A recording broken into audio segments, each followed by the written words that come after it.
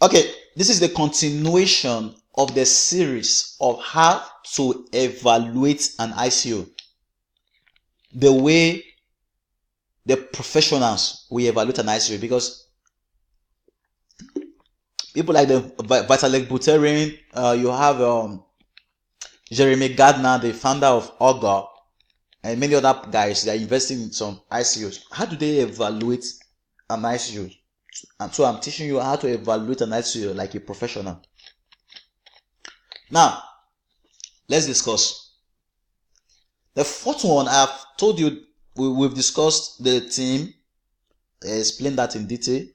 We discussed the journey so far. I explained that in detail. You can check those videos up. I explained the value. Then when I explaining the market, listen. The market is in four dimensions. Business, customers, DAO, and then traders. Let me explain everything. So, the business. In what way is this company that is seeking our money going to affect other businesses?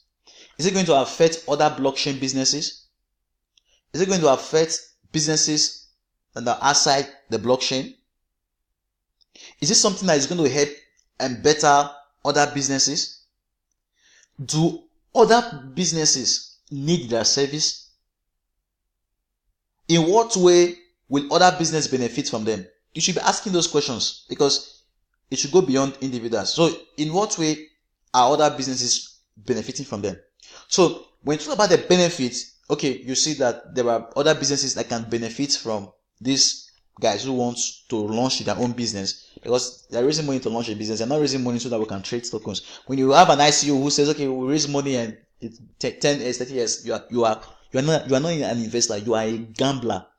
So in what way are they going to affect other businesses? So if there is a value they bring to businesses and the benefits is in three dimensions. The first one is the one time, the repeated, and then the foundational infrastructure. So the one time, I will use some examples to explain it so that you can actually understand everything. So there are businesses that come, that all you do, other businesses just need them just one time, maybe to just help them with something. Like maybe I can use a third party or block cards. Now, the use of a third party or block card can be one time or can be repeated. Now, a third party is a kind of platform where it's like a content management website, like a kind of content management system where if you want to create blockchain or a blockchain smart contract and you don't know how to write a code in Serpent or Solidity, you just like a drag and drop. If you know Wiz, like your Adobe Dreamweaver or Adobe Flash and the rest of them, you just drag and drop them. When you want to create a website, you just drag and drop. You copy the text and just put them. Put a picture here, put a video here, put this. It's very, very easy for those who don't have the fundamental knowledge that has to do with coding. So a third party, if you want to create something that involves a smart contract, you can come to them maybe once, maybe use them once. Like you just buy them. It's like buying a software once. So let me use the one time as let me use a kind of software like Microsoft Word, for example. You just buy Microsoft Word once, you have the license, and you don't need additional services or repeated services, right? Then another service again is Amazon. You always go there, you need their service. Like you always go there to buy something, or a company like Facebook, you always go there for maybe advertising, like this for the business side of it. You always the service is repeated. You get, so your service is being repeated. It's not like these people that enable you to create a website once. No, Facebook, you need that service every time. that you want to. So it's a repeated service. I hope you understand that. Now the third one has to do with the foundational infrastructure. So there are platforms to which, like, let's go to, you have Ethereum. This is a foundational infrastructure you can use to actually create smart contracts. They have a virtual machine to which all these D apps run upon. Maybe you want to create D apps. Then another one that fits into that category is Neon. These are they provide foundational infrastructure. Then you now have Arrow Chain, and there are lots of them. So they provide the kind of foundational infrastructure that other platforms need them. It's almost like if they go out of business or they cease to exist, other platform cease to exist. So they are almost indispensable to other platforms. So they are the foundation to which other platforms run. So those are the three sides of it when it comes to the business side. The one time you could use that like your Microsoft when you buy a software from them. And then your repeated, you can compare it to if Facebook, a kind of platform that offers repeated services to businesses like Omisigo. And then you talk about foundational infrastructure. This is a kind of platform to which other platforms rely upon to run. Their existence is determines other people's existence. It's like AliExpress or Alibaba or Amazon. There are many companies that though you can go to Amazon and set up your own business, online business, but if Amazon shuts down, other businesses shut down. So the foundational infrastructure. I hope you understand that. Now let's go to the business. Sorry, the customer side of it. Individuals. These are not businesses or corporations per se. Ordinary people. So the first one are the people who need the businesses. So there are platforms to which we need their services, like maybe Steam is one of them. You go there, you publish and get things done. Then another one again is Wabi. We need them to help actually fight against counterfeit goods. And then there are many other platforms to which they have very good services, like Substratum. We need them. Also, we need their services, like the issues of net neutrality and some other stuffs. So there are companies that actually need people. So they need, these are companies that need the involvement of people. And then the other one has to do with companies or products. No, okay, the first one is people that need these businesses. Then the other one, the products that need people. So products that need people they are so designed in such a way that the resources needed to run this business is dependent on the people. Like Substratum, where you take they take your hardware, you rent your hardware, and they use it to host website. And that one again is Siacoin.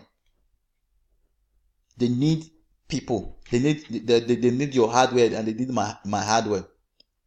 And that one again is Smart Mesh. There are lots of them that need your hardware and the rest of them. So you should pay attention to this. So the people that need these businesses, and then the people who can actually get these things across to the people. Now, there are many platforms like CyberMeans. We need these platforms. They've been in operation for a while. This is an e-commerce website in America. They have over 12 million users and the rest of them. So we need them, and sometimes they need us. So you should be thinking of, these are some of the things you should actually be looking for when you are evaluating a project. So you don't just take a project that maybe for money's sake. Now, the third one has to do with decentralized autonomous organizations. So these are organizations that they are very useful to businesses and to consumers, but may not necessarily need people. But these are just decentralized organizations per se. We'll explain that in a much later video. This decentralized autonomous organization, the market, and some other stuff. Now, the last one is traders. Now, the traders, I call them the money pendlers. The money peddlers, these are guys who they don't care what a platform does. They don't know if it has an effect on them or their businesses. They are just there to make quick gain. So I was hearing of a guy. He bought his Power Ledger Power Ledger was selling for 9 cents, and he sold it at 19 cents. Those are money peddlers. They see there is a kind of a hype around this project, and a lot of people are saying, this project is going to be very, very good in the long run. Okay, what happened? Let's get in. So they don't care if it's actually a good project or not. They just come in and make some quick gains by the side. So there are people like that also. So there are the money peddlers. So let's do a quick recap. The market consists of the businesses, how it affects them, of which I've explained, the one-time service and the repeated services, and then the foundational infrastructure. Then the customers. In what way is this business going to affect customers? And in what way will customers affect this business? So you should be considering those stuffs. And then the decentralized autonomous solution, of which I said I will be explaining in a much later video. Then you now have the traders. These are the guys who are just the money peddlers. They're the guys who do almost daily trading and the rest of them. Okay, ICO is a way to get coins very cheap. Power Ledger, you get it 9 cents. Now it's over $1. Okay, let's just get it. They're not there for the futuristics of. I wrote on my Twitter. I said, ICOs are a way to be part of something big, not a way to make quick gains. But it's very unfortunate that before a platform can actually reach its full potential, then those who were part of the initial vision would have left. It's like you want to start a business, and if the people you have in the business can see into the future that this business you are starting or this company you are starting will be worth billions of dollars, or could be the next Amazon or Apple, they will stay. But because they cannot stay, they are concerned with the immediate. What can I get in the immediate? They will leave. So also with investing in ICOs, there are people that there are those who do not master. They are part of those who do not master anything in their life. They are always running around to get what is. If you tell them, okay, you make money with mining, they go to mining. You make money with masternode coins, they go to masternode coins. You can make money with ICOs, they go to ICOs. You can make money doing day trading. You can make money with lending platforms, and the rest of them, they go that way. They are not stable parties. They don't even know what they do. They follow the crowd. The crowd say go to y direction, they go to y direction. The crowd say go to north, they go to north. So you have to assess stuffs based on all these stuffs. The most important one that affects it most times is the business side of it, and then the customer side of it. So you should pay attention to those stuffs. We'll be seeing the next one has to do with timing. How do we evaluate if it is a proper time for this business? So do see you in the next video.